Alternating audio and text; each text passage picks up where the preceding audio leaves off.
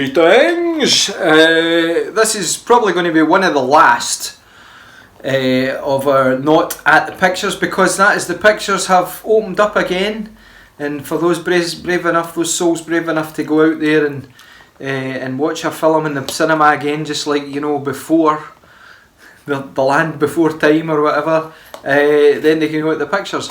But this one in our Not At The Pictures series is a superhero one, in it, Chaz? Yep.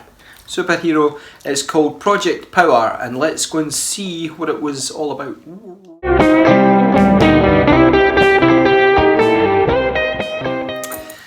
Well, Project Power, it's got two big names in it. Who's the big names? You know the big names, Project and Power.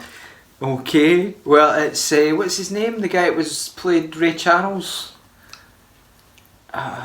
What's his name? Jamie. Anyway, he's good in it. And Joseph Gordon-Levitt. Yeah, that is one person. They're both in it. He plays a cop in New Orleans, which is Nicolas Cage and Steven Seagal's stomping ground, isn't it? New Orleans. Must be cheap to make movies there.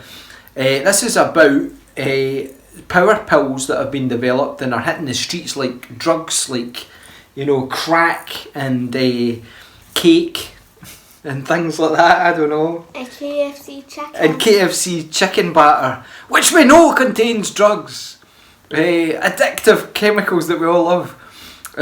So this drug doesn't get you high or nothing, or get you low.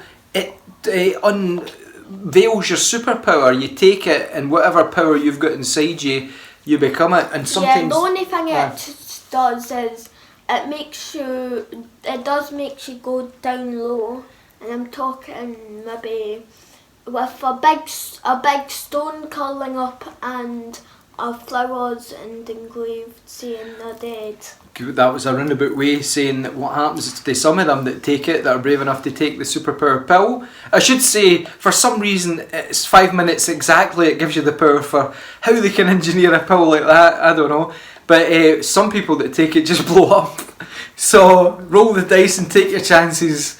But Joseph Gordon-Levitt, the cop, he takes it and he becomes invulnerable or something, is it? For 5 minutes. He gets shot in the head, doink, and the bullet pops out. That kind of thing. And the bulletproof. Bulletproof, that's what he becomes. Skin. We were thinking when he was running after the bad guy, is it super speed? No, because he's like pecking him. It's invulnerability and all that. Jamie Foxx, that's his name. Jamie Foxx, he's the kind of one. His daughter was the source of the power, so he's trying to hunt her down and find her, and he gets help from a local girl who is actually one of these power pill dealers. And there's a lot of good action bits in it, in there, Chaz, isn't there? There's a lot of good kind of action fights, and the characters, it's funny as well, because they have good jokes in between them as well. When they meet Jamie Foxx and Joseph Gordon-Levitt, they have good chemistry together, and it's a nice looks big budget. I know it's a Netflix or that, but it looks big budget. But as usual, I'll not spoil anything, but with all the big budget action films or low budget, the end bit takes place at the docks, doesn't it? Down the docks, like the old professionals and the Sweeney. That's where they all take place, isn't it? They fight a shootout down the docks. To get the money rolling in and make it cheap. Aye, that's right. What was your favourite bits in it? Can you remember it, Chaz? Should say we watched it ages ago. Yeah, well, I kind of forgot. It was a bit not memorable. As memorable, but it's not stomach settling. Oh right, oh aye, for Chaz and other people that watch it, there's a bit breaking bones and there's a guy, when he takes his superpower, his bones jut out his cell and he becomes all spiky and all that. But you know what it reminded me of, Chaz? This is good, you maybe don't know this, but there was a game in the 80s called Pac-Man where do you know about that? Well, tell us about Pac-Man then. Pac-Man is like a game where you get chased by ghosts, and usually around the map you can find these massive medication pills. Yeah. And when it eats it, you have a chance of chasing the ghosts to live. But just sometimes, as you get to the pesky ghost, the pill wears off, and then you have to run away again quick. That's reminded me perfectly of this film. In fact, I think this is how professional critics, which we are not, will sum it up. It's like the proton energy pill in Pac-Man. They take it for a wee bit and then it wears off, and that's the end of you.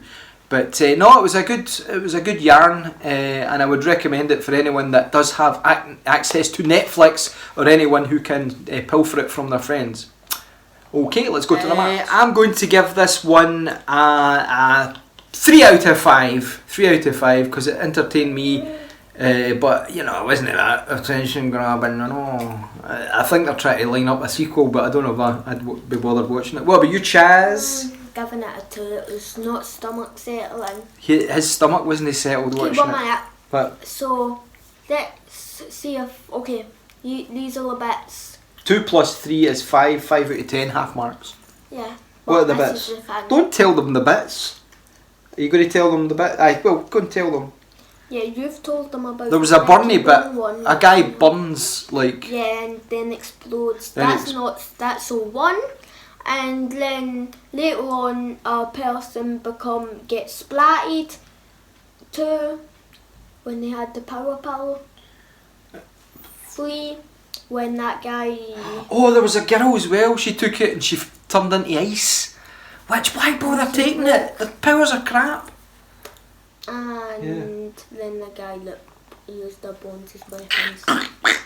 That right. Do you mind the Hulk one where the Hulk's, it was Tim Roth and he turned into this thing and he had all bony bits sticking out of him, like bits of bone, fibrous. Anyway, that's it. So 5 out of 10 for Project Power.